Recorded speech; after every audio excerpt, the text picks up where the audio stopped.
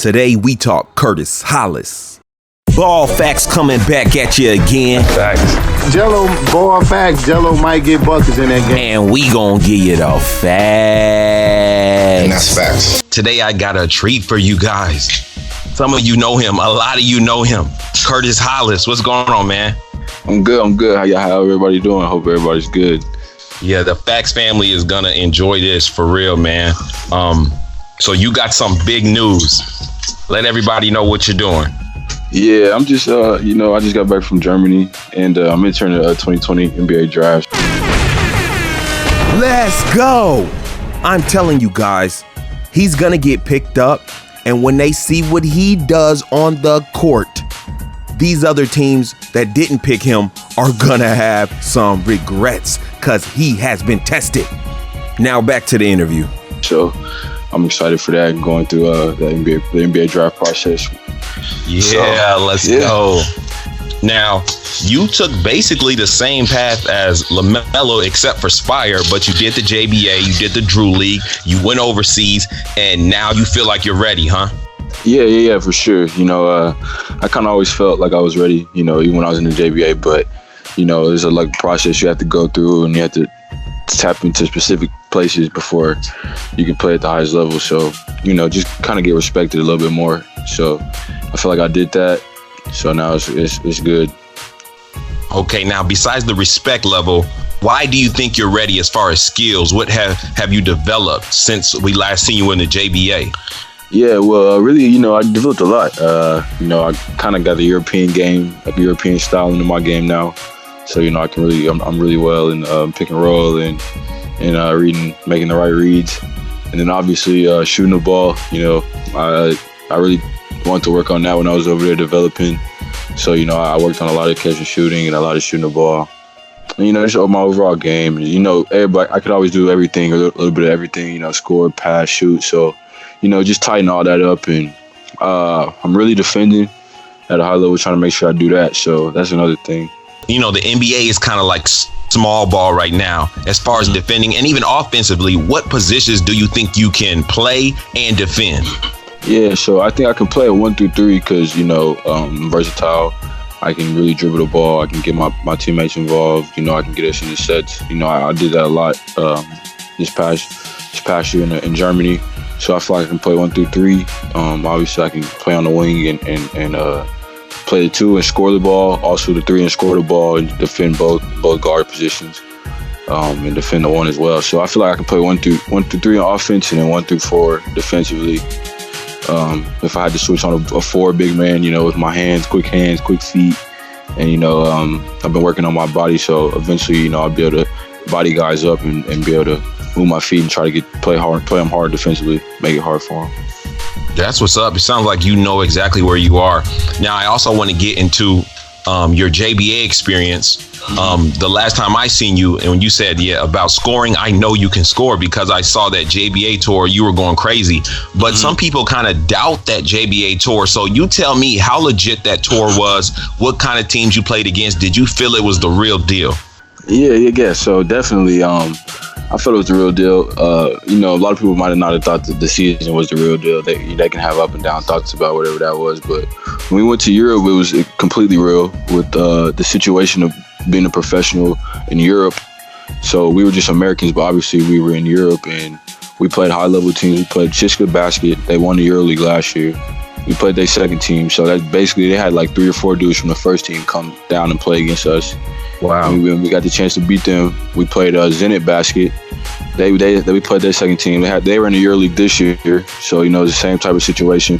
We went to different parts of Russia.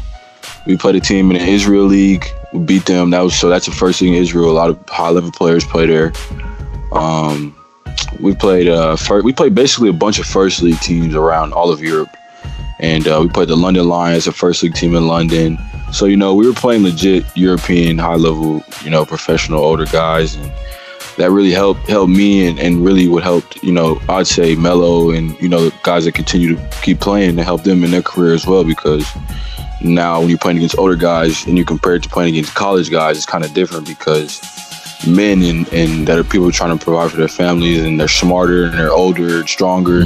When you compare it to college, they might not have the same body, they might not be the same age, they might not have the same mental where they have to, take care of their family. They might not have the IQ of professionals. So, all that goes into it. So that gave us an advantage, I believe. You heard that, guys. These are facts coming from somebody who was there. LeVar didn't set up no Rudy Poot league and travel around Europe. He set the real deal, and these guys actually are benefiting from it. And I guess I want to ask you, what did you really learn from the JBA?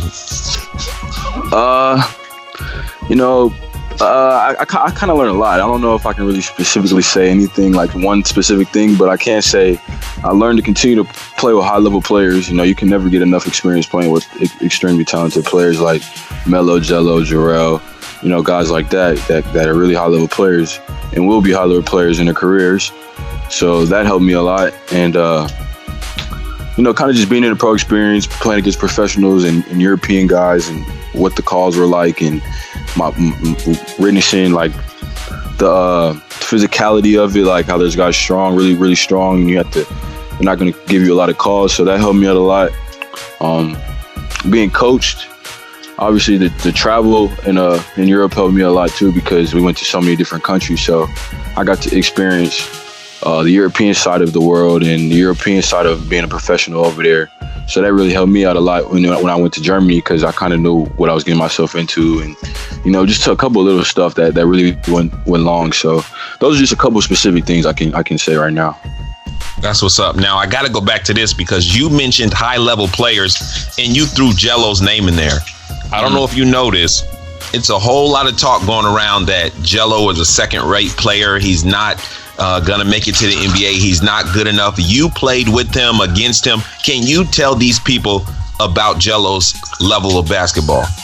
Yeah, absolutely. So, most people would say he's probably not the prototypical basketball player, whatever kind of type of criticism they want to say about him. But there's a bunch of facts that you can say that he does that makes him an NBA player in my eyes, and I feel like a lot of other people's eyes. You know what they want. Really shoot the ball at extremely high level, like everybody knows that. Also, he's strong, extremely strong. So that means he can guard 1 through 3, maybe 1 through 4. He's also quick, so the physicality won't be anything bad for him. He's quick. His whole career basically he's played on like a messed up ankle, like a rock solid, like basically everything's broken his ankle, and he's been putting up high level numbers. So if you get him back to when he's quick moving, agility wise, it could get scary. Nobody's really seen that side of it. You know what I'm saying? So ooh, yeah, that's going to be a scary sight. LiAngelo Ball on a good ankle. Yeah. Now, so he could do a lot of things for a team. He could really defend for a team. He can shoot at a high level for a team.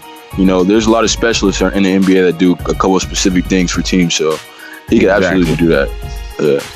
Now, I seen during your JBA signing, you actually wore a shirt that said NBA on it. Was that kind of you saying like that's the goal? Yeah, a little bit.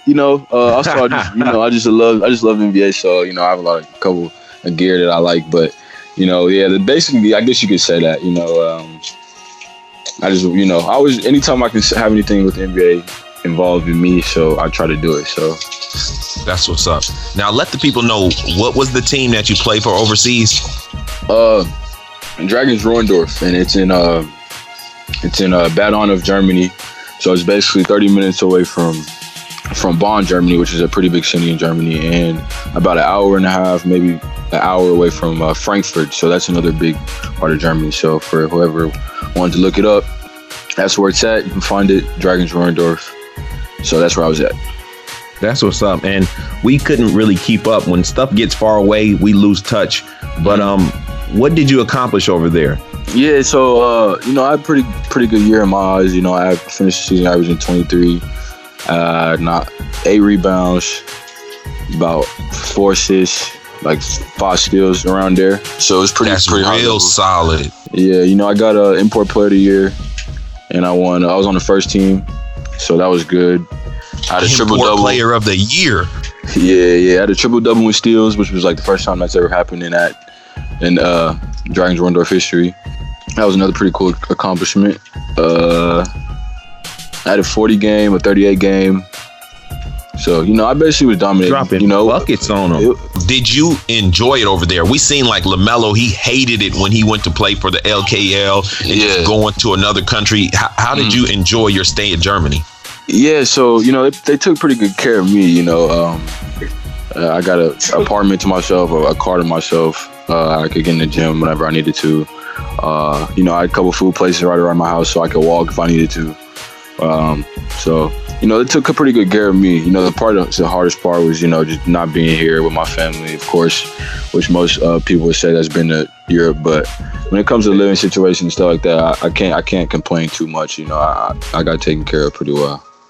Man, blessed, straight blessed. Okay, sure. Now, speaking of the NBA draft, like what moment did you make the decision, like, I'm throwing my hat in there?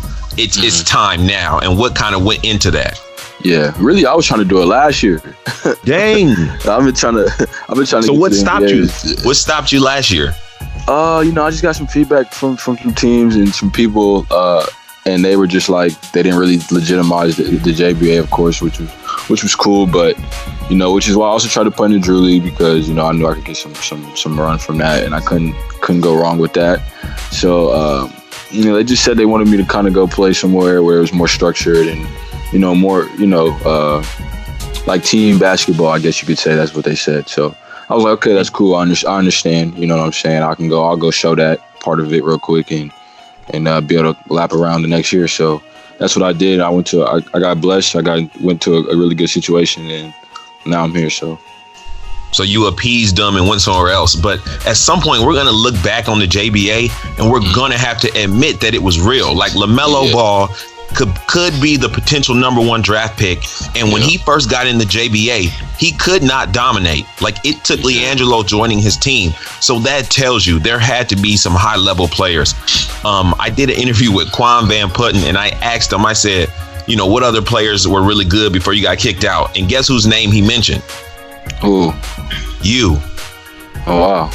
Yes. He said Curtis Hollis is a real bucket. And I said, I got to get him next. I definitely got to get.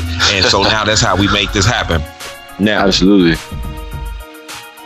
What would be an ideal team for you to go to? I know, don't just tell me I want to go to any team in the NBA. Of course I know that. But just tell me, like, if you could have your dreams fulfilled, where would you go?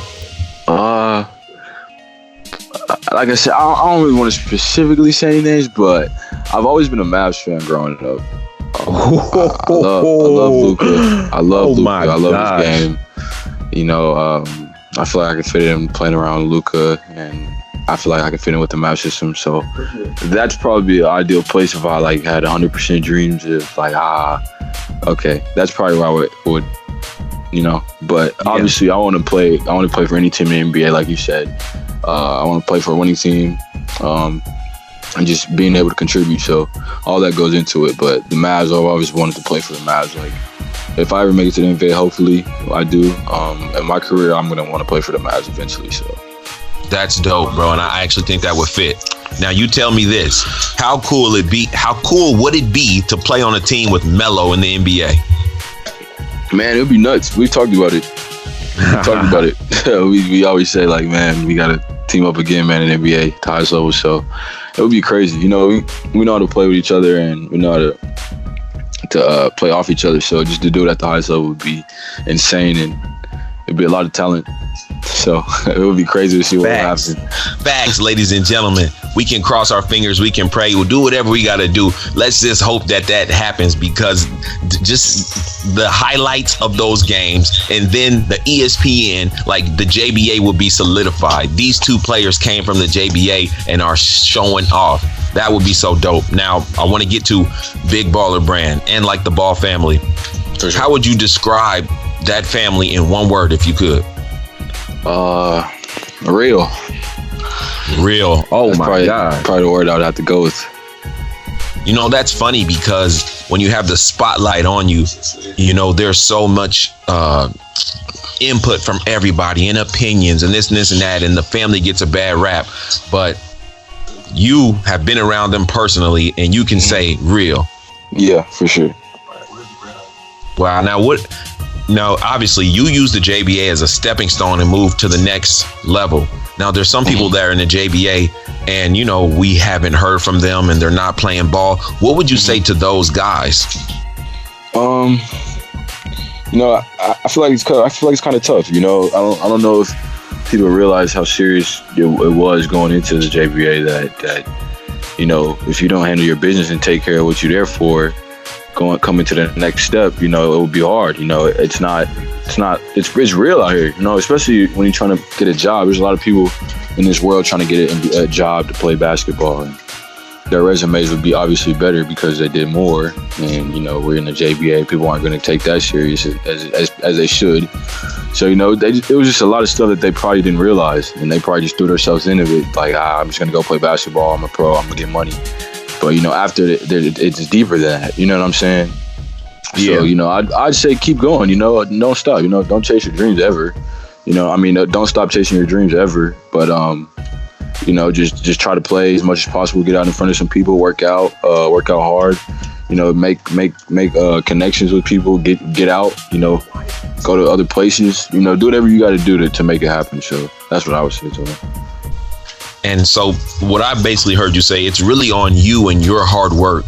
There's really no one to blame for whatever. You know, if you make it, then you can say, I put the work in. If you didn't make it, then maybe you didn't put the work in. And so there's really no one to blame. You know, I know there are some people that kind of got a stank face when the JBA didn't come back, but you know, you got an opportunity that a lot of young men would have loved to have and they didn't get. So you got to take that. Yes, platform huge. You could even, let's say you didn't want to do basketball, you could have used the JBA to spawn off into something else, because at that moment in time, as far as me, my eyes were on you guys. If I seen you at the mall, I would have ran up to you like, what's up, man? You had a certain celebrity that you could take advantage of, whether it be basketball or any other opportunity at the time.